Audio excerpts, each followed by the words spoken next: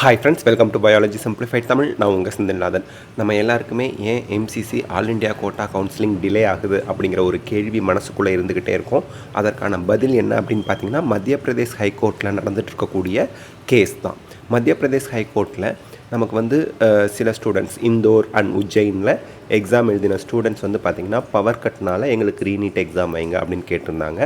அதற்கு மத்திய Pradesh high court selected students, அதாவது ஜூன் 3, 2025க்கு முன்னாடி ப்ரொவிஷ்னல் ஆன்சர் கீ என்டிஏவால் ரிலீஸ் பண்ணுறதுக்கு முன்னாடி யாரெல்லாம் பெட்டிஷன் போட்டாங்களோ அவங்களுக்குலாம் ரீடெஸ்ட் அலோவ் பண்ணி ஆர்டர் பிறப்பிச்சிருந்தாங்க. இதற்கு என்டிஏ மேல்முறையீடுக்கு மத்திய பிரதேஷ் ஹைகோர்ட்லேயே அப்பீல் பண்ணியிருந்தாங்க. அந்த மேல்முறையீட்டை விசாரித்து நமக்கு வந்த மத்திய பிரதேஷ் ஹைகோர்ட்டில் வந்து ஒரு ரிப்போர்ட் வந்திருக்குது. அந்த ஆர்டர் கொடுத்துருக்காங்க. அந்த ஆர்டரில் என்ன பண்ணியிருக்காங்க அப்படின்னா, ஹேவ் சிம்பத்தி ஃபார் ஸ்டூடெண்ட்ஸ் மேலே சிம்பத்தி இருக்குது, பட் மிஸ்ஷேப்ஸ் ஹேப்பன், ப்ராப்ளம்ஸ் நடக்க தான் செய்யும், பிரச்சனைகள் வர தான் செய்யும்.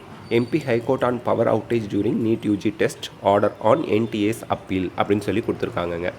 ஸோ இதில் வந்து பார்த்தோம் அப்படின்னா நமக்கு the Madhya Pradesh High Court today reserved its verdict on NTA's appeal against a single judge's direction to hold a retest of the NEET UG 2025 exams for the candidates who were affected by a power outage at centers in Indore and Ujjain அப்படின்னு கொடுத்துருக்காங்க.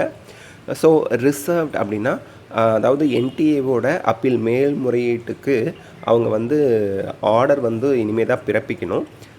அவங்களோட பதில் மனு, அதாவது என்டிஏவோட பதில் மனு வந்து accept பண்ணிக்கப்பட்டாச்சு. அதே போல் கேஸோட விவாதம் வந்து முடித்து வைக்கப்பட்டாச்சு. அவங்க வந்து வேர்டிக்டும் எழுதிட்டாங்க. அந்த வேர்டிக்டை என்றைக்கு படிக்க போகிறாங்க, அந்த வேர்டிக்ட், அந்த கடைசி ஆர்டர், ரீநீட் உண்டா, அந்த செலக்டட் ஸ்டூடெண்ட்ஸ், அந்த அஃபெக்டட் ஸ்டூடெண்ட்ஸ்க்கு ரீநீட் உண்டா இல்லையா அப்படிங்கிற ஃபைனல் வேர்டிக்ட் எப்போ சொல்ல போகிறாங்க அப்படிங்கிறது மட்டும்தான் நம்ம வெயிட் பண்ணிகிட்ருக்கோம்.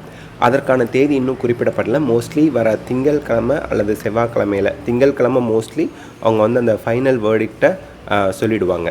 ஸோ அந்த ஃபைனல் வேர்டிக்ட் சொல்லிட்டாங்க அப்படின்னா, ஒருவேளை ரீநீட் வைக்கணும்னு சொன்னாங்கன்னா அந்த அஃபெக்டட் ஸ்டூடெண்ட்ஸ்க்கு ரீநீட் வச்சு அதோட ரிசல்ட் வந்து அதுக்கப்புறம் எல்லாருக்குமே ரேங்க் மாறுவதற்கான வாய்ப்புகள் அதிகமாக இருக்குது.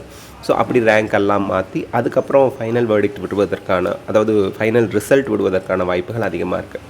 இல்லை மத்திய பிரதேஷ் ஹைகோர்ட் அவங்களோட ஃபைனல் வேர்டிக்டில், இறுதி தீர்ப்பில் மறுதேர்வு தேவையில்லை அப்படின்னு உத்தரவு பிறப்பிச்சிட்டாங்க திங்கட்கிழமை அப்படின்னா, நமக்கு எக்ஸாம் நடக்கவே நடக்காது.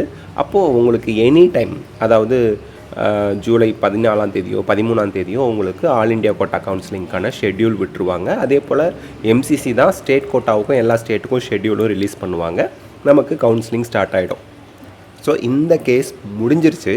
ஃபைனல் வேர்டிக்ட்காக நம்ம எல்லோரும் வெயிட் பண்ணிகிட்ருக்கோம். கேஸ் முடித்து வைக்கப்பட்டு விட்டது. என்டிஏவோட அப்பீல் மேல்முறையீடு கேட்டு முடித்தாச்சு. அந்த மேல்முறையீடை விசாரிக்கும் போது லாயர்ஸ், ஜட்ஜஸ் எல்லாருமே விவாதித்த ஒரு விஷயம் என்ன அப்படின்னா, 22.5 லட்சம் ஸ்டூடெண்ட்ஸ் எக்ஸாம் எழுதியிருக்காங்க. பாதிக்கப்பட்ட ஸ்டூடெண்ட்ஸ் வந்து குறைவான பேர். அவங்களுக்கு ரீடெஸ்ட் வைக்கிறதுனால 22 லட்சம் பேரோட கவுன்சிலிங் ப்ராசஸ் தள்ளி போகும் அப்படின்றத நம்ம அக்செப்ட் பண்ண முடியாது அப்படின்னு அந்த கேஸ் விசாரிக்கும் போது மேற்கோள் காட்டப்பட்ட விஷயங்கள் தான் இங்கே முக்கியம்.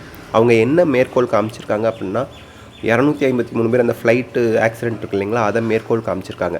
கடைசி ஒரு ஃபியூ மினிட்ஸில் ஒரு பொண்ணு வந்து அந்த ஃப்ளைட்டை மிஸ் பண்ணிட்டாங்க. அவங்க இன்றைக்கி உயிரோடு இருக்காங்க. பட் அந்த ஃப்ளைட்டில் போனவங்களில் ஒருத்தரை தவிர எல்லோரும் தவறிட்டாங்க. ஸோ இதெல்லாம் எதுக்கு மேற்கோள் காமிச்சாங்கன்னு எனக்கு தெரில. பட் அந்த கேஸை பற்றி அந்த ஃபைனல் டே, அந்த வேர்டிக்ட் வரத்துக்கு முன்னாடி, அந்த ஃபைனல் விசாரணை, இறுதி விசாரணையின் போது அவங்க விவாதிக்கப்பட்ட விஷயங்களில் இதெல்லாம் விவாதிக்கப்பட்டிருக்கு. அதனால் நமக்கு வந்து பார்த்திங்க அப்படின்னா, அது மட்டும் இல்லாமல் அந்த பர்டிகுலர் உஜ்ஜைன் சென்டர் ஆகட்டும், அதே போல் மத்திய பிரதேசில் இந்தோரில் இருக்கக்கூடிய அந்த சென்டர்ஸில் டாப் 10ல் ரேங்க் எடுத்த ஸ்டூடெண்ட்ஸ் இருக்காங்க. 600க்கு மேலே எடுத்த ஸ்டூடெண்ட்ஸோட எண்ணிக்கை இவ்வளோ இருக்குது அப்படிங்கிறதெல்லாம் மேற்கோள் காமிச்சு, ஸோ லைட்டு டிம்மாக இருந்தது, அவங்களோட எக்ஸாம் பர்ஃபார்மன்ஸை பாதிக்கலை அப்படின்னு நம்ம சாலிசிட்டர் ஜெனரல் துஷார் மேத்தா அவங்க வந்து என்டிஏ சார்பாக வாதத்தை முன் வச்சு வாதத்தை முடித்து வச்சுருக்காங்க. ஸோ இறுதி தீர்ப்பு என்னவாக இருக்கும், திங்கட்கிழமை நமக்கு தெரியவதற்கான வாய்ப்புகள் அதிகமாக இருக்குது. திங்கட்கிழமை இறுதி தீர்ப்பு வெளியிட்டுடுவாங்கங்க. அதை பொறுத்து நமக்கு கவுன்சிலிங் எப்போ ஆரம்பிக்கும் அப்படிங்கிறது முடிவாக தெரிய வரும். So this is the latest update about the மத்திய பிரதேஷ் ஹைகோர்ட் கேஸ். இந்த கேஸ்னால தான் நமக்கு கவுன்சிலிங் டிலே ஆகுது அப்படிங்கிறதும் நமக்கு எல்லாருக்குமே தெரியும். ஸோ இந்த வீடியோ உங்களுக்கு ஹெல்ப்ஃபுல்லாக இருந்தால் லைக், ஷேர், கமெண்ட் பண்ணுங்கள். பயாலஜி சிம்பிளிஃபைட் தமிழ் சேனலுக்கு சப்ஸ்கிரைப் பண்ணுங்கள். Because your support is our strength. Thank you.